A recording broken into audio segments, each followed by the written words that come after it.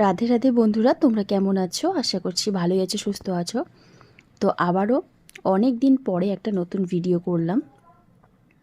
Video করা ছেড়ে দিয়েছিলাম মোটামুটি। তো আবারও কি মনে হলো যে না, একটু টুকটাক করে ঠাকুরের ভিডিওগুলো পোস্ট করি। তো তোমরা অনেকেই আমার গোপালের ভিডিও অনেক পছন্দ করো।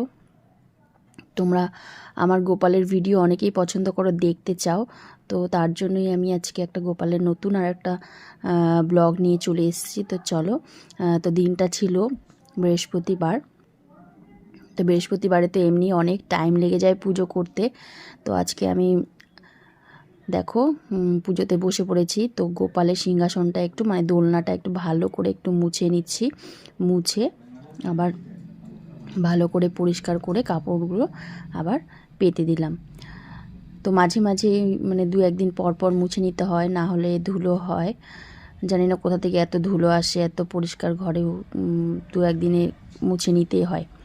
তো যাই হোক, পরিষ্কার থাকলে পরে পুজো দিতেও ভালো লাগে, মনটাও খুব ভালো লাগে। তো যাই হোক, আজকে যেহেতু বৃহস্পতিবার ঠাকুরের পুজো করব আর গোপালের এখানে একটু গোপালকে আবার নতুন ড্রেস পরাবো। তো চলো, এই ড্রেসটা আমি এর আগেও শেয়ার করেছিলাম। তো এই ড্রেসটা আমি বানিয়েছি। তো প্রত্যেক বছরই আমি 2-3টা করে বানানোর চেষ্টা করি। তো এই বছর এই ড্রেসটা বানিয়েছি। তো পরানো হয়নি, ভেবেছিলাম সরস্বতী পুজোর দিন পরাবো। তো সরস্বতী পুজোর দিন পরানো হয়নি, তো কমপ্লিট হয়নি ড্রেসটি সরস্বতী পুজোর মধ্যে। তো পরে যেহেতু কমপ্লিট হয়েছে, তারপরে ধুয়ে দিয়েছিলাম। ধুয়ে দেওয়ার পরে তো দেখো, আজকে ভাবলাম ঠাকুরকে আজকে পরিয়ে দিই। যেহেতু বৃহস্পতিবার, পুজোর অনেকটা টাইম লেগে যাবে। তো যাই হোক, টাইম লাগুক। তো নতুন ড্রেসটা গোপালকে পরানোর জন্য অনেকটা এক্সাইটেড ছিলাম। আমি জানি না কেমন হবে, কেমন লাগবে। যতগুলো ড্রেসই আমি বানিয়েছি, কোনো মাপঝোঁক নেই। আমার একটা হাতের একটা আইডিয়া হয়ে গেছে, সেই আইডিয়াতে আমি বানাই। কোনো সময় একদম পারফেক্ট হয়, আর কোনো সময় একটু ঢিলাঢালা হয়। তো যাই হোক, দেখো এই ড্রেসটা তো একদম পারফেক্ট, একদম ফিটিং হয়েছে। আমার গোপালকে পরানোর পর যে এতটা সুন্দর লাগবে ভাবতে পারিনি আমি। প্রত্যেকটা ড্রেস পরলেই সুন্দর লাগে গোপালকে, তবে এই ড্রেসটা পরানোর পর মনে হচ্ছে যেন গোপাল আমার দিকেই তাকিয়ে আছে।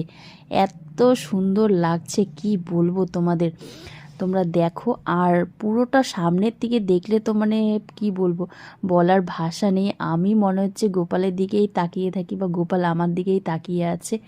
এত অপূর্ব দৃশ্য, মনে হচ্ছে ছোট্ট গোপাল একদম আমার কাছেই বসে আছে, চোখ ফেরাতে পারছি না। তোমরাও দেখো কেমন লাগছে।